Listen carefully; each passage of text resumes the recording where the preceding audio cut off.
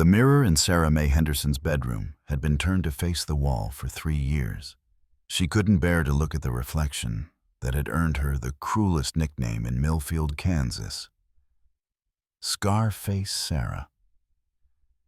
At 26, Sarah Mae was considered an old maid by frontier standards. But it wasn't her age that kept suitors away. The jagged scar running from her left temple to her jawline, courtesy of a childhood accident with a broken plow blade, had sealed her fate in this small prairie town of 1889. "Sarah Mae, the widow Morrison's here about the seamstress position," her mother, Ruth Henderson, called from downstairs. Even her own mother couldn't hide the resignation in her voice anymore. Sarah Mae pressed her fingers to the raised, pink flesh that zigzagged across her face. The scar tissue was still tender after all these years, a constant reminder of the day that had changed everything. She'd been helping her father repair farm equipment when the metal had snapped, slicing through her young face like a blade through butter. The town doctor had done his best. But frontier medicine in 1878 wasn't equipped for such delicate work. What should have been a straight line became a twisted map of her misfortune. Impossible to hide. Impossible to forget. "Coming, Mama," Sarah Mae replied, smoothing her brown hair over the worst of the damage. It never helped much, but she did it anyway. A habit born of desperate hope. Downstairs, Widow Morrison sat primly in the parlor, her black dress as severe as her expression. She was the town's most prominent seamstress, and working for her would mean steady income and a life spent in the shadows, mending clothes while other women lived theirs. "Miss Henderson," the widow said, not bothering to stand. Her eyes immediately fixed on Sarah Mae's scar, as they always did. "I understand you're skilled with a needle." "Yes, ma'am. I've been sewing since I was 8 years old. The position would require you to work in the back room, of course. We can't have you frightening the customers." The words were delivered with the casual cruelty of someone who'd never questioned her own good fortune. Sarah Mae's mother shifted uncomfortably. "Sarah Mae makes the finest stitches in 3 counties, Mrs. Morrison. Her work speaks for itself." "I'm sure it does." The widow's tone suggested otherwise. "But appearances matter in business, Mrs. Henderson. Surely you understand." Heat rose in Sarah Mae's cheeks, but she kept her voice steady. "I understand perfectly, ma'am. When would you like me to start?" Because what choice did she have? In a town where unmarried women had few options, she could either accept this position or become a burden on her aging parents until they died. The mathematics of her situation were as ugly as her reflection. After the widow left, Sarah Mae sat on the front porch, watching the sun set over the wheat fields. The golden light painted everything beautiful, everything except her. "You don't have to take that job," her father, Samuel Henderson, said, settling into the chair beside her. His weathered hands, scarred from decades of farm work, rested on his knees. "What else am I going to do, Papa? Nobody's exactly lining up to marry me." Samuel's jaw tightened. Any man who can't see past that scar isn't worth having. "That's the problem, Papa. There aren't any men like that in Millfield." It was true. She'd watched every eligible bachelor in town court other women, their eyes sliding away from her face whenever she passed. She'd heard the whispered conversations, the mothers warning their sons away from that poor, disfigured Henderson girl. The cruelest blow had come 2 years ago, when James Miller, the one man who'd seemed to look past her appearance, had proposed to her younger sister Emma instead. Emma, with her smooth skin and easy smile, had married him within the month. "I saw your sister crying when she left," Sarah May had overheard James tell his friend at the general store. Apparently, she felt guilty about marrying me instead of Sarah May. But hell, I'm not running a charity. A man has to consider what he'll wake up to every morning. The words had cut deeper than the original accident. At least the plow blade had been quick. Now, as she sat in the gathering darkness, Sarah May wondered if this was all there was. A life spent in back rooms and shadows. Useful but unseen, tolerated but never treasured. "There's got to be more than this," she whispered to the empty prairie wind. She didn't know that 30 miles away, a man named Thomas Brennan was sitting on his own porch, wondering the same thing. Thomas had lost his sight in a mining accident 3 years ago, and like Sarah May, he'd learned to navigate a world that had suddenly become much smaller and lonelier. Unlike Sarah May, Thomas had never seen the scar that defined her existence. And unlike the men of Millfield, he would never judge her by the one thing she couldn't change. The wind carried the scent of rain and the promise of change. But Sarah May Henderson had stopped believing in promises long ago. She only knew that tomorrow would bring another day of avoiding mirrors, another day of pretending that being useful was enough, another day of wondering what it would feel like to be loved for who she was, rather than pitied for what she wasn't. In the distance, a coyote howled, its cry echoing across the vast emptiness of the Kansas prairie. Sarah May understood that loneliness. She'd been howling her own silent song for years. Thomas Brennan's world had been reduced to sound, touch, and smell, but he'd learned to navigate it with remarkable precision. The creak of his porch step told him when visitors approached. The scent of rain on the wind meant he had 2 hours to secure his livestock. The texture of soil between his fingers revealed whether his crops needed water or were ready for harvest. What he couldn't navigate was the loneliness that had settled into his bones like winter cold. At 32, Thomas had been running his farm outside Millfield for 7 years. The first 4 had been filled with the optimism of a young man building his future. Then came the accident at the copper mine, a cave-in that had trapped him for 18 hours in complete darkness, rock dust filling his lungs and something sharp slicing across his eyes. He'd survived, but his sight hadn't. Now, 3 years later, Thomas sat on his porch listening to his neighbor, Henry Walsh, describe the available women in town. It was a monthly ritual Henry had imposed upon himself, convinced that Thomas needed a wife to help with the farm. "There's the Methodist preacher's daughter, Mary Beth," Henry was saying. "Pretty as a picture, but she's got her sights set on that banker's son from Topeka." Thomas nodded absently, his fingers working a piece of harness leather. He'd become skilled at leather work since losing his sight. The feel of the material told him everything he needed to know about its quality and condition. Then there's the school teacher, Miss Janet. She's educated, but a bit sharp-tongued for my taste. Might be perfect for you, though, seeing as you can't see her disapproving looks. "Henry," Thomas said quietly, "I appreciate what you're trying to do, but—" "Now hear me out," Henry interrupted. "I know it's not ideal, courting when you can't see what you're getting. But you need help running this place. And these women need husbands. It's practical." Thomas set down his leather work. And what woman wants to marry a man who can't see her face? Who can't tell if she's beautiful or plain? Who might stumble over his own feet dancing at their wedding? You're being too hard on yourself. You manage this farm better than most men with full sight. Managing a farm and managing a marriage are different things entirely. Henry was quiet for a moment. "There is one other option, though I'm not sure you'd be interested." What's that? Sarah May Henderson.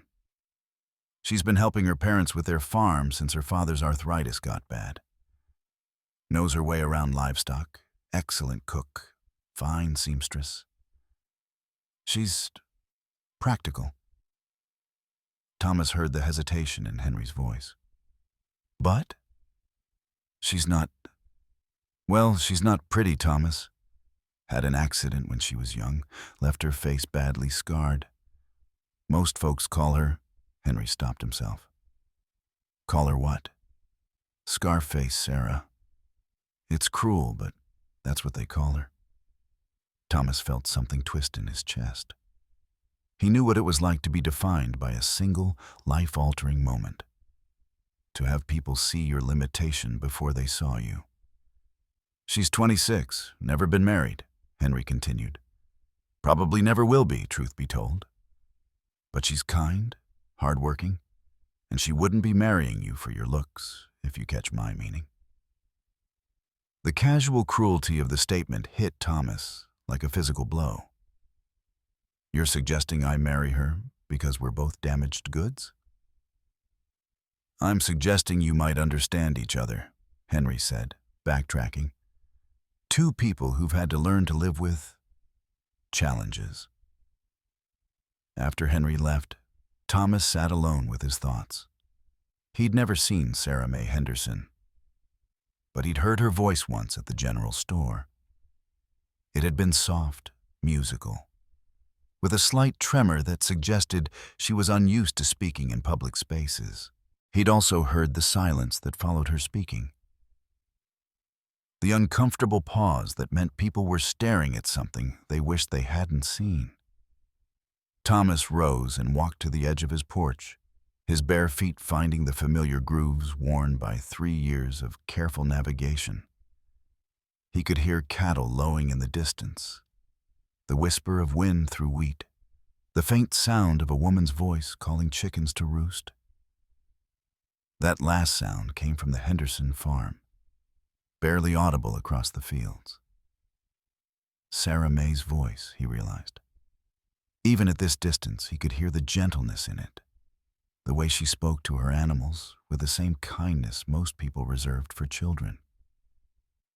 What would it be like, he wondered, to be married to someone who understood what it meant to be seen as less than whole? Someone who wouldn't pity him for his blindness because she carried her own visible burden? But even as the thought formed, he pushed it away. He'd lost his sight, not his pride. He wouldn't propose to a woman out of mutual desperation, wouldn't build a marriage on the foundation of shared damage. Still, as he prepared for bed that night, Thomas found himself wondering what Sarah May Henderson looked like beyond her scar. What color were her eyes? How did she move through the world? Did she laugh easily, or had cruelty made her cautious with joy? He wondered if she ever sat on her porch at night, listening to the sounds of other people's lives, and wondering if she'd ever have one of her own. In the darkness that had become his permanent companion, Thomas Brennan made a decision that would change 2 lives forever. He would meet Sarah May Henderson, not because they were both damaged, but because something in her voice had reached across the fields and touched a loneliness he'd thought was his alone to bear. Tomorrow, he would ask Henry to arrange an introduction. Not for practical reasons, but for the possibility that 2 people who'd learned to live with the world's judgment might find in each other something the world had told them they didn't deserve.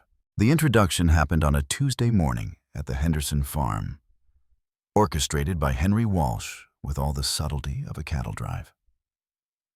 Sarah May had been hanging laundry when she heard the wagon wheels crunching on the dirt road leading to their house. "Sarah May, we've got visitors," her mother called from the kitchen window. Sarah May's hands stilled on the clothesline. She recognized Henry Walsh's voice, but there was someone else with him. A stranger whose footsteps were careful, deliberate, as if he were feeling his way across unfamiliar ground. "Mrs. Henderson, hope you don't mind us dropping by," Henry called out. "Brought my neighbor Thomas Brennan to meet your family." Sarah May's stomach dropped. She'd heard about Thomas Brennan, the blind farmer who'd lost his sight in the mining accident. The whole county had talked about it when it happened, the way small communities discussed tragedy, with equal parts sympathy and relief that it hadn't happened to them. She pressed her hand to her scar, a gesture so automatic she didn't realize she was doing it. Why was Henry bringing him here? What possible reason could there be for... Oh. The realization hit her like a slap. This was about matchmaking. Two broken people, pushed together by well-meaning neighbors who thought damaged goods should settle for each other. "Sarah May, come meet Mr. Brennan." "Mr. Brennan," her mother called, stepping onto the porch with the forced cheerfulness she used when company came. Sarah May considered fleeing to the barn, but that would only make things worse. She dried her hands on her apron and walked toward the porch, her head held high despite the familiar burn of shame in her cheeks. "Mr. Brennan," she said, keeping her voice steady, "welcome to our farm." Thomas turned toward her voice, and Sarah May found herself looking into eyes that were a startling shade of blue. They didn't focus on her exactly. She could see the slight cloudiness that spoke of his blindness. But something in his expression was different from what she was used to. He wasn't staring at her scar. He couldn't. "Miss Henderson," Thomas said, extending his hand. "It's a pleasure to meet you." His hand was warm, calloused from farm work, and when she shook it, he didn't pull away immediately like most people did. Instead, he held her hand for a moment longer, as if he were learning something about her from the contact. "Henry tells me you're quite skilled with livestock," Thomas said. "I help where I can," Sarah May replied, acutely aware of her mother and Henry watching this awkward performance. "Perhaps you could show me your operation?" Thomas asked. "I'm always interested in learning different approaches to farming." Sarah May glanced at her mother, who nodded encouragingly. "Of course. We can start with the chickens." As they walked toward the chicken coop, Sarah May noticed how Thomas moved. He didn't stumble or grope his way forward like she'd expected. Instead, he walked with quiet confidence, occasionally reaching out to touch a fence post or tree branch to orient himself. "You know why Henry brought me here," Thomas said suddenly. Sarah May stopped walking. "I have some idea. He thinks we'd make a good match. Two people who've learned to live with challenges." The bluntness of it made Sarah May's cheeks burn. "Mr. Brennan, please, call me Thomas. And I want you to know that's not why I'm here."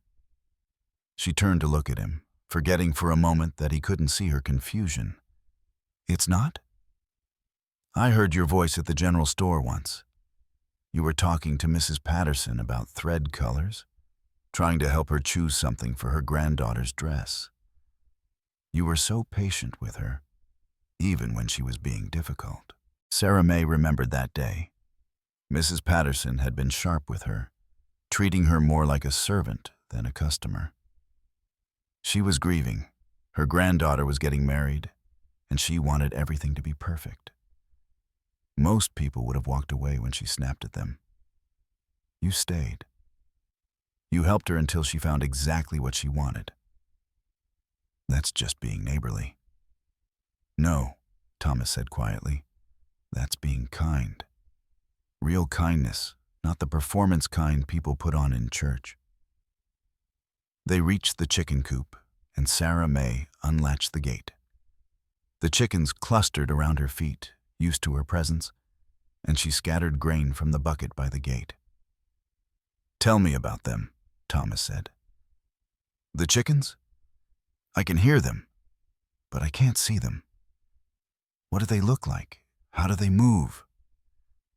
Sarah May found herself describing the way the red hens pecked at the ground, how the old rooster strutted with his chest puffed out, how the younger chickens scattered when he approached. As she talked, she noticed Thomas listening with complete attention, his head tilted slightly, as if he were painting a picture in his mind. "You have a beautiful voice," he said when she finished. The compliment caught her off guard. What? "Your voice. It's like music, gentle but with strength underneath. I've been thinking about it since that day at the store." Sarah May's hand moved instinctively to her scar. "You don't know what I look like." "No, I don't, but I know what you sound like when you're happy. And I know what you sound like when you're trying to be brave. I know you're patient with difficult people and gentle with animals. I know you smell like lavender soap and fresh bread." "Thomas, I'm not asking you to marry me," he said quickly. "I'm asking if you'd let me court you. Properly. Not because we're both damaged, but because I'd like to know the woman who belongs to that voice." Sarah May stared at him, unable to speak. When was the last time someone had asked to court her? When was the last time anyone had seen her as something other than poor, disfigured Sarah May Henderson? "I need to tell you something," she said finally. "About my face. Henry mentioned you'd been in an accident. It's not just a small scar, Thomas. It's bad. People cross the street to avoid looking at me. Children stare. Some of the men in town call me—" She couldn't finish the sentence. Thomas stepped closer, close enough that she could smell the soap he'd used that morning, close enough to see the gold flecks in his blue eyes. "Sarah May," he said softly, "I don't need to see your face to know you're beautiful." "How can you say that?" "Because I've heard you laugh when you thought no one was listening. Because you speak to animals like they're friends. Because you stayed with Mrs. Patterson when she was grieving, even when she was taking her pain out on you. That's the kind of beauty that matters." Sarah May felt tears prick her eyes. "You don't understand what you're saying." "I understand perfectly. I'm saying that I'd like to get to know you better. Will you let me?" The question hung between them like a prayer. Sarah May looked at this man who couldn't see her scars, who heard music in her voice, who thought kindness was more important than appearance. "Yes," she whispered. "I'd like that very much." Thomas smiled, and for the first time in years, Sarah May felt truly seen. 3 months of courtship had transformed Sarah May Henderson in ways she'd never imagined possible. Not her face. The scar remained as prominent as ever. But something deeper, something that made her walk differently, speak differently, exist differently in the world. Thomas came to the Henderson farm every Tuesday and Friday, bringing small gifts, wild flowers he'd picked by feel, eggs from his best hens, a leather hair ribbon he'd crafted himself. He would sit on the porch with Sarah May, asking her to describe everything she saw. The way clouds moved across the sky, the color of the sunset, the pattern of birds in flight. "You're my eyes," he told her one evening. "You help me see the world." What he didn't understand was that he was helping her see herself. For the first time in her adult life, Sarah May felt beautiful. Not despite her scar, but as a complete person whose appearance was only one small part of who she was. Thomas loved her laugh, her gentle hands, the way she hummed while cooking. He treasured her kindness, her intelligence, her strength. But the town had other ideas. "It's not natural," Mrs. Patterson declared at the general store, her voice carrying across the entire building. "A blind man can't properly judge what he's getting into." "Someone should warn him," added Mrs. Morrison, the seamstress who'd offered Sarah May that backroom position. It's not fair to let him court her without knowing what she really looks like. Sarah May had been standing behind the fabric display, invisible as always, when the conversation started. Now she felt the familiar burn of shame, but underneath it was something new. Anger. Maybe someone should tell him, suggested young Billy Patterson, Mrs. Patterson's nephew. Take him somewhere he can feel her face. Then he'd know what he's really getting. The cruel laughter that followed made Sarah May's stomach turn. She left the store without buying what she'd come for, her hands shaking as she untied her horse. That evening, Thomas arrived for their usual Friday visit, but Sarah May was waiting for him at the gate instead of on the porch. "We need to talk," she said without preamble. Thomas's expression grew serious. "What's wrong?" "People are talking about us, about you not knowing what I look like." "Sarah May, they're saying it's not fair to you, that you should know what you're getting into before we..."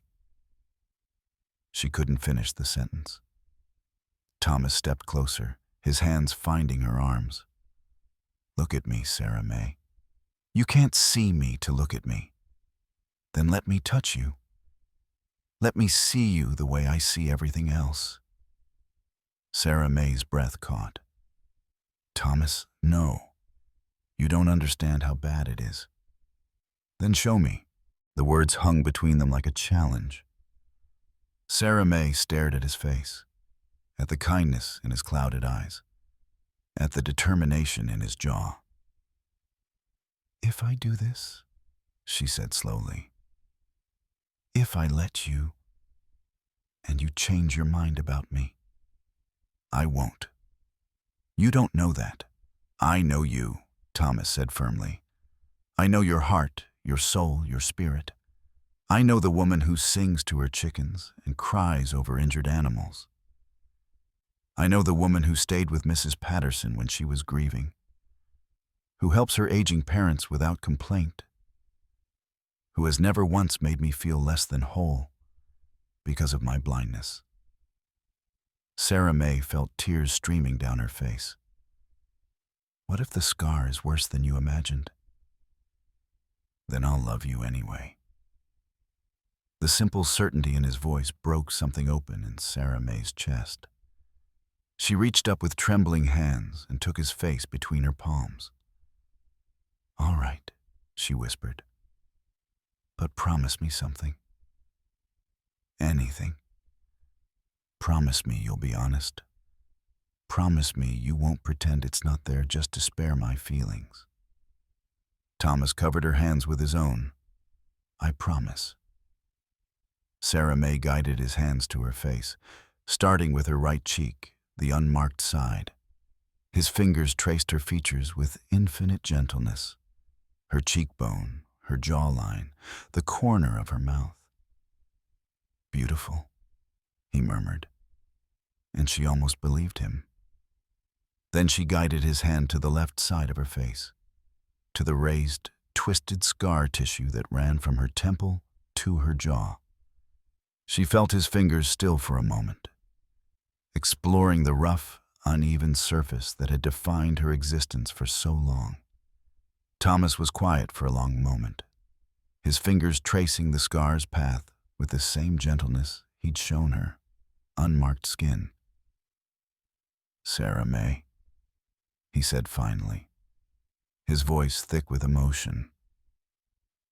"I know," she said quickly, trying to pull away.